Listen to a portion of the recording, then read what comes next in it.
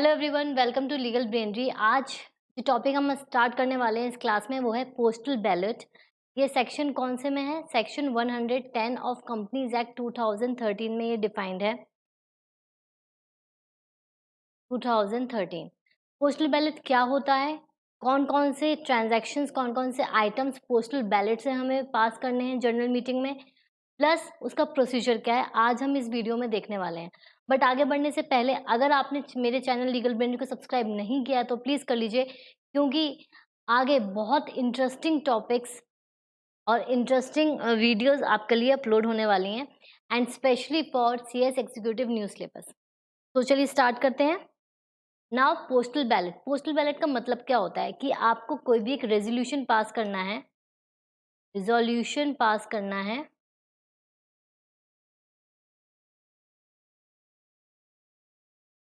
Resolution pass करना है आपको through post. Through what? Through post और इलेक्ट्रॉनिक मींस।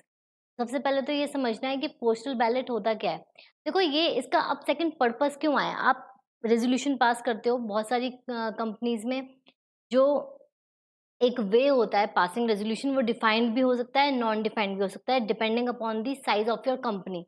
तो अगर आपके शेयर होल्डर्स बहुत ज़्यादा हैं और आपके शेयर होल्डर्स ऐसे ऐसे रिमोट एरियाज में हैं, तो आप क्या करोगे, सबके लिए कन्वीनियंट नहीं होगा कि वो आपके रजिस्टर्ड एड्रेस पे फॉर द मीटिंग, जो भी आपका वेन्यू सेट है, वो आपके वेन्यू पे आ सकें। बट आपको उनकी एक रिकमेंडेशन चाहिए, एक उनका येस और नो चाहिए टू पास अ रेजोल्यूशन। तो आप क्या करते हो, कुछ ट्रांजैक्शंस ऐसे होते हैं as per section 110, I think 10 पूरे 10 आइटम्स ऐसे हैं जो डिफाइंड हैं कि आप उसको इलेक्ट्रॉनिक मींस और बाय पोस्ट मतलब आपके डोर स्टेप पे वो रेजोल्यूशन जाएगा और आप सिर्फ उसको फिल करके रिटर्न बैक कर दोगे। तो रेजोल्यूशन पास करने के लिए थ्रू पोस्ट और इलेक्ट्रॉनिक मींस की जो कंडीशंस हैं वो 110 ऑफ कंपनीज एक्ट 2013 में डिफाइंड है। मैंने आपको इसका पर्पस भी बता दिया। पर्पस क्या है? पर्पस एक्चुअल में ये पर्पस है कि जो आपके शेयर होल्डर्स हैं और वो रिमोट एरिया में हैं, वो नहीं आ सकते, कन्वीनियंट नहीं है, लेकिन आपका जो आइटम पास करने का मतलब जो आपको एजेंडा पास करना है वो आपका बहुत ज़्यादा ज़रूरी है, और उसमें उस पर्टिकुलर शेयर होल्डर की येस और नो बहुत मैटर करता है। तो उसके लिए आपने जो करना है रेज़ोल्यूशन पास, वो थ्रू पोस्ट करना है। अब कंपनी लॉ क्या कहता है? कंपनी लॉ ऐसे मैटर्स को डिफाइन करता है जो 1 second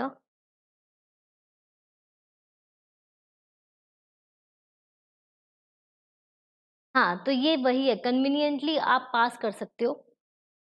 So postal ballot, it is mandatory for a company.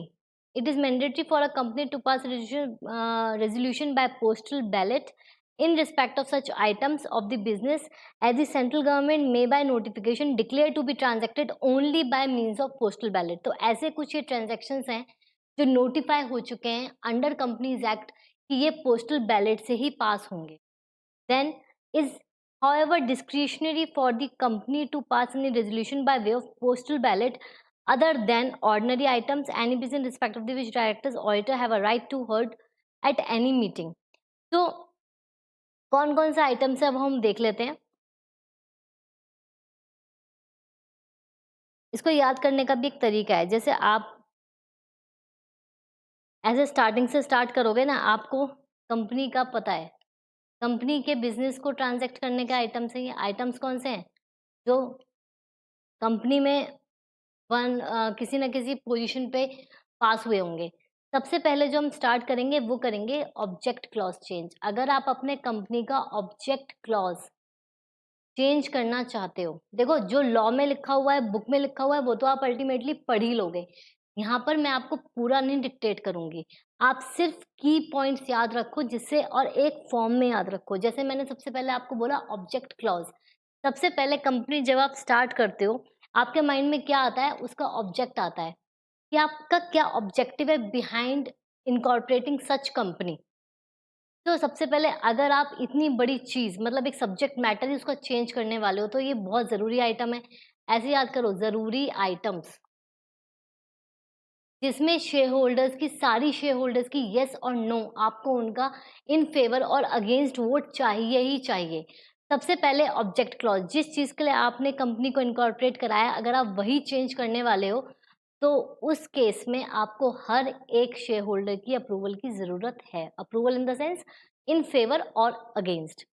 Second object clause हो गया, फिर है आपका 1 सेकेंड ना, पहले आपको कराया जाता है हाँ, public company to private company.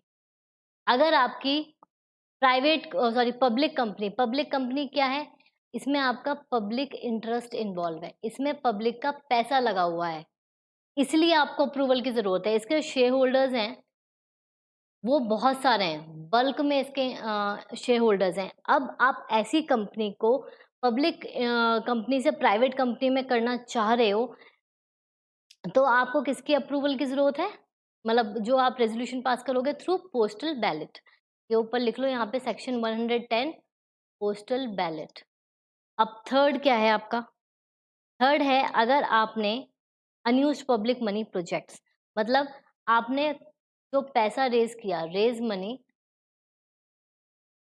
For a object, but आपने उसको यूटिलाइज करा, बट यूज्ड फॉर दिस, मतलब but for used for different project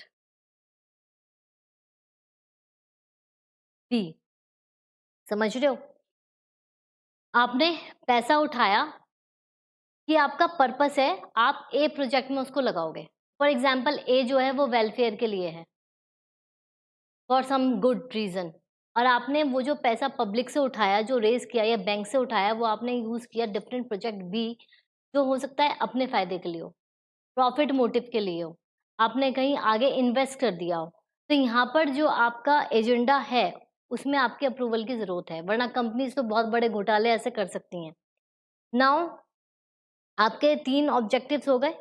now fourth is registered office. अगर आपका रजिस्टर्ड ऑफिस चेंज हो रहा है, रजिस्टर्ड ऑफिस क्लॉज अगर आपका चेंज हो रहा है तो आप जो उसमें रेजोल्यूशन पास करवाओगे थ्रू पोस्टल बैलेट कराओगे।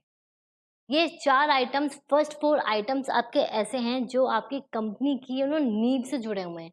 लाइक पहले ऑब्जेक्ट क्लॉज आया, पहले आपका ऑब्जेक्ट क्लॉज आया, सेकंड आपका पब्लिक टू प्राइवेट हुआ, फिर थर्ड आपने जो पैसा रेज किया ए बिजनेस के लिए, वो आपने पैसा जो रेज किया बी के लिए आपने यूज किया, प्रोजेक्ट बी के लिए यूज किया, एंड फोर्थ आपका रजिस्टर्ड ऑफिस। अब रजिस्टर्ड ऑफिस और ऑब्जेक्ट क्लॉज तो मैं समझ सकती हूँ कि आप याद कर लोगे, सबसे पहले 2 पॉइंट आएंगे, फिर public private company, and then आपका पैसा। अभी मैं इसको एक और टेक्निक बताऊंगी इसको याद करने की। देन फिफ्थ है आपका सेक्शन 43। सेक्शन 43 में क्या है आपका, differential rights. Differential rights, differential rights में क्या होता है, मैं आपको एक छोटा सा एग्जांपल दे देती हूँ। देखो क्लास वेरिएशंस होती हैं, यहाँ पे जो शेयर्स की जो वेरिएशंस होगी ना क्लास में होगी, क्लास ऑफ शेयर्स। जैसे आपने पर्टिकुलर क्लास के शेयर्स जो हैं उसमें कोई वेरिएशन लानी है तो सब्जेक्ट टू सम कंडीशंस होती हैं according to section 43 of companies act 2013, plus उसमें रेजोल्यूशन भी पास होगा, स्पेशल रेजोल्यूशन पास होगा। तो क्योंकि ये एक इम्पॉर्टेंट चीज़ है, इसमें आपके शेयर होल्डर्स के राइट्स इफेक्ट होने वाले हैं, तो इसलिए आपको शेयर होल्डर्स की अप्रूवल की ज़रूरत है। नाउ सिक्स्थ, सेक्शन 43 हो गया, फिर सेक्शन 48। देखो मैंने इसको ना इस फॉर्म में लिखा हुआ है कि आपको अच्छे से याद हो जाएगा। सेक्शन 43 हो गया, सेक्शन 48। नाउ सेक्शन 48 में आपका क्या है, variation of rights. Variation of rights मतलब आप equity shares with equal rights दे रहे हो as to dividend and vote, या फिर आप इक्विटी शेयर्स दे रहे हो सिर्फ और वोट और राइट्स। शेयर्स और राइट्स क्या होता है इसमें, ये वाले होते हैं वेरिएशन ऑफ राइट्स। या तो आप वोट का राइट दोगे या उसका राइट दोगे, मतलब जो उसके और राइट्स होते हैं, इधर वोट और this thing. Oh sorry sorry sorry, dividend, dividend मुझे ये याद नहीं आ रहा था कि क्या है डिविडेंड। या तो आप वोट करोगे या आपको डिविडेंड मिलेगा, वोट और डिविडेंड के बीच में इसमें होता है। तो यहाँ पे उस पर्टिकुलर शेयर होल्डर्स के राइट्स इफेक्ट हो रहे हैं, यहाँ पे उस क्लास ऑफ शेयर्स के राइट्स हो रहे हैं। Differential rights variation of rights. Now seventh आपका है 68, सेक्शन 68 यानी buyback of shares. Buyback of shares, buyback of shares में जब कंपनी अपने जो शेयर्स हैं वो मार्केट से वापस उठाती है तो उसमें भी उसकी अप्रूवल की जरूरत है। Now 8, 9 and 10। 8 है आपका 151 first share holders, section 151 first share holders directors. आपको एक चीज इसमें बहुत कॉमन दिखाई देगी, 180 and 186।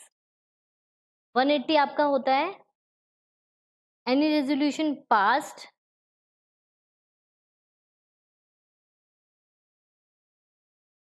Cell of substantially whole of the undertaking, sale और substantially whole of the undertaking. जब आप अपना कोई अंडरटेकिंग को एक्स को या फिर उसके एक्स वाई है जैसे, तो आपने एक्स को सेल कर दिया या एक्स वाई को आपने सेल किया तो उसमें भी आपको उसके अप्रूवल की जरूरत है। और 186 में वो कहता है गिविंग लोन्स और एक्सटेंडिंग गारंटीज, गिविंग लोन्स और एक्सटेंडिंग गारंटी और प्रोवाइडिंग सिक्योरिटी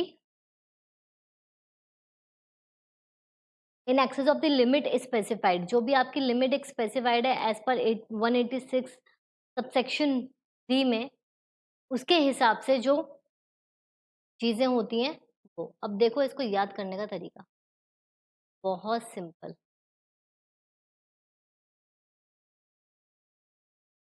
सबसे पहले मैंने आपको क्या बोला, बहुत क्विक रिवीजन होगा। ये पोस्टल बैलेट सेक्शन 110 है जिसमें कुछ आइटम्स एज पर नोटिफिकेशन दिए हुए हैं कि आपको सिर्फ और सिर्फ पोस्टल बैलेट से ही करने हैं।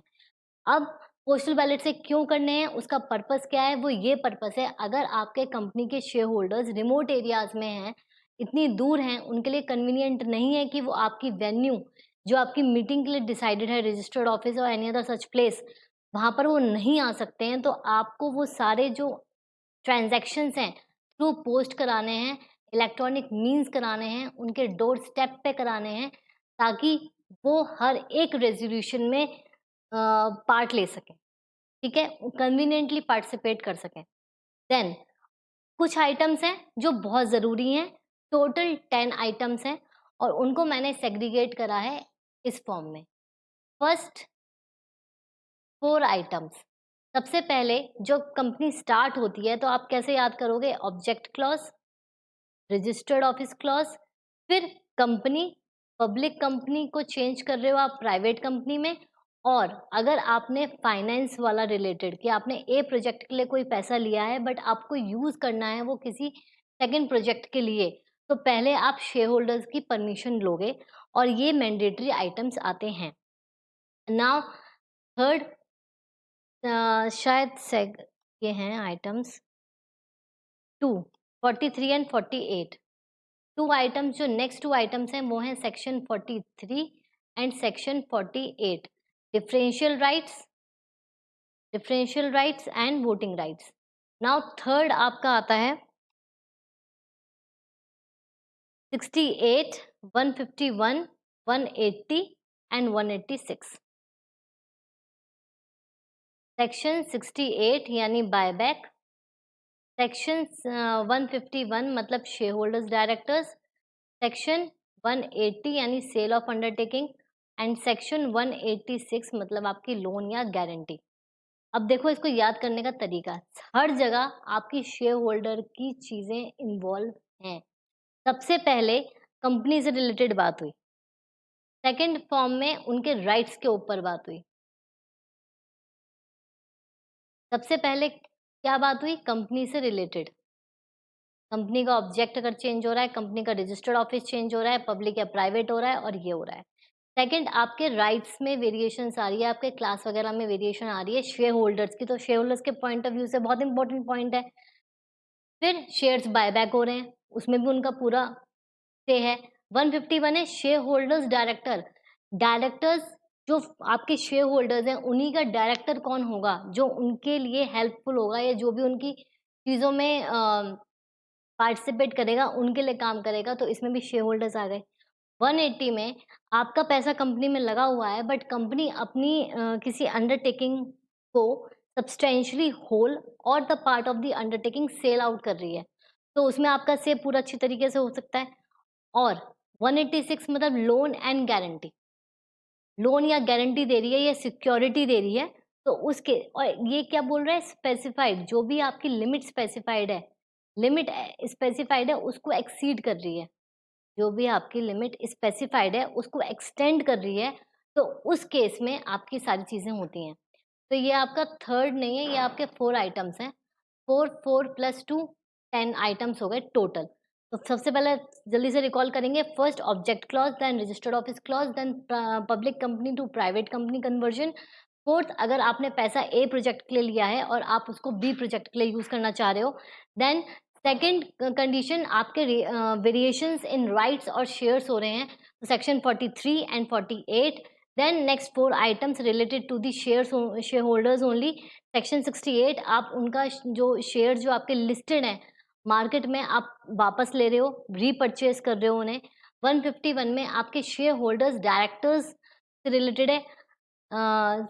इसकी लैंग्वेज लिखना है election of director under 151 of the act. तो अगर आप उसको ले रहे हो, फिर section 180 sale of undertaking substantially the whole और some, and section 186। I hope आपको इन वन गो में ये 10 आइटम्स बहुत इजीली याद हो जाएंगे, और ये डायरेक्ट क्वेश्चन आता है, या फिर आपका ये आ सकता है कि पर्टिकुलर कंडीशन दे दी और उसमें आपको बोला कि बताओ इसमें जो रेजोल्यूशन है वो कैसे पास होगा। ठीक है, नाउ नेक्स्ट आपका इसका प्रोसीजर। देखो प्रोसीजर क्या है, procedure for passing resolution bye postal ballot, section 110। देखो इसमें एक चीज और है, सेक्शन 110 है मतलब इसके 10 आइटम्स हैं, और 10 आइटम्स को मैंने याद कराने का आपको टेक्निक बता दिया। 4 to 4। नाउ सबसे पहले आपकी बोर्ड मीटिंग कंडक्ट होती है, तो कन्वीन बोर्ड मीटिंग। और बोर्ड मीटिंग कैसे उसका नोटिस जाता है, कैसे उसका रेजोल्यूशन ड्राफ्ट होता है, ऑलरेडी मेरे चैनल पे ये वीडियो डली हुई है, तो please go and watch it. Now second, notice draft होगा, ड्राफ्ट रेजोल्यूशन, कौन सा, बोर्ड रेजोल्यूशन। देन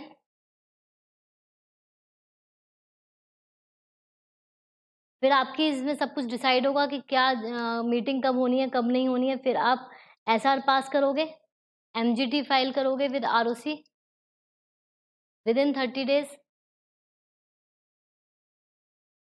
ये मैं बहुत कॉमन चीजें बता रही हूँ जो आपको एक बार रिवीजन कर लोगे ना, मतलब एक मेरी वीडियो भी देख लोगे एक दिन पहले, 2x में चला के देख लेना, देख लोगे फटाफट याद हो जाएगा, इसलिए मैं बहुत कम उसमें लिख रही हूँ।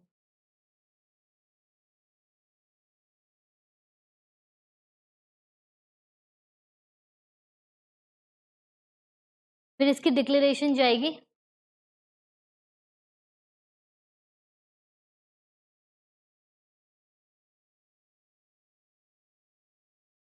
इसकी डिक्लेरेशन जाएगी चेयरमैन को।